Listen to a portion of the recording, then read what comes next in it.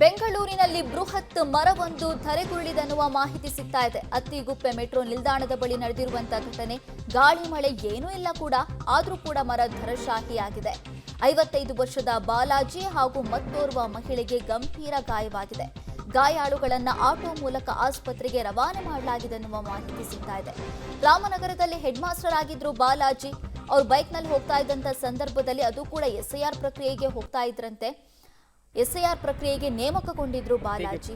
ಬೈಕ್ನಲ್ಲಿ ಹೋಗ್ತಾ ಇದ್ದಂತ ಸಂದರ್ಭದಲ್ಲಿ ಮಳೆ ಗಾಳಿ ಏನು ಇಲ್ಲದೆ ಇದ್ರೂ ಕೂಡ ಮರದ ಕೊಂಬೆ ಬಿದ್ದು ಗಂಭೀರವಾಗಿ ಗಾಯಗೊಂಡಿದ್ದಾರೆ. ಈಗ ಅವ್ರ ಜೊತೆ ಮತ್ತೊಬ್ಬ ಮಹಿಳೆ ಕೂಡ ಇದ್ರು, ಅವರಿಗೂ ಕೂಡ ಪೆಟ್ಟಾಗಿದೆ. ಇಬ್ಬರನ್ನ ಕೂಡ ಆಸ್ಪತ್ರೆಗೆ ಶಿಫ್ಟ್ ಮಾಡಿ ಅಲ್ಲಿ ಚಿಕಿತ್ಸೆಯನ್ನ ಕೊಡಲಾಗ್ತಾ ಇದೆ. ಈಗ ಜಿಬಿ ಅಧಿಕಾರಿಗಳು, ಬಿಬಿಎಂಪಿ ಅಧಿಕಾರಿಗಳು ಎಷ್ಟರ ಮಟ್ಟಿಗೆ ನಿಗಾ ವಹಿಸಿದ್ದಾರೆ ಅನ್ನುವಂಥದ್ದು ಗೊತ್ತಾಗ್ತಿದೆ.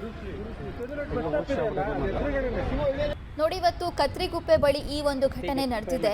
ಗಾಳಿ ಮಳೆ ಏನೂ ಕೂಡ ಇರಲಿಲ್ಲ, ಬಟ್ ಆದರೂ ಕೂಡ ಮರದ ಕೊಂಬೆ ಒಂದು ಬಿದ್ದಿದ್ರಿಂದ ಇಬ್ಬರಿಗೆ ಗಾಯ. ಅತ್ತಿಗುಪ್ಪೆ ಬಳಿ ನಡೆದಿರುವಂಥ ಘಟನೆ ಇದು. ಮರದ ಕೊಂಬೆ ಬಿದ್ದಿದ್ರಿಂದ ಇಬ್ಬರಿಗೆ ಗಾಯ ಆಗಿದೆ ಅನ್ನುವ ಮಾಹಿತಿ ಸಿಗ್ತಾ ಇದೆ. ಅವರನ್ನು ಆಸ್ಪತ್ರೆಗೆ ದಾಖಲು ಮಾಡಿ ಚಿಕಿತ್ಸೆಯನ್ನ ಕೊಡಲಾಗ್ತಾ ಇದೆ. ಅದು ಕೂಡ ಹಾಡು ಹಗಲೇ ಬಿದ್ದಿರೋದು. ಸಾಕಷ್ಟು ಜನ ಓಡಾಡ್ತಾ ಇರ್ತಾರೆ, ಬಟ್ ಇಂಥ ಸಂದರ್ಭದಲ್ಲಿ ಈ ರೀತಿಯ ಘಟನೆಗಳಾಗೋದು ಸಾಕಷ್ಟು ಆತಂಕಕ್ಕೂ ಕೂಡ ಕಾರಣ ಆಗುತ್ತೆ.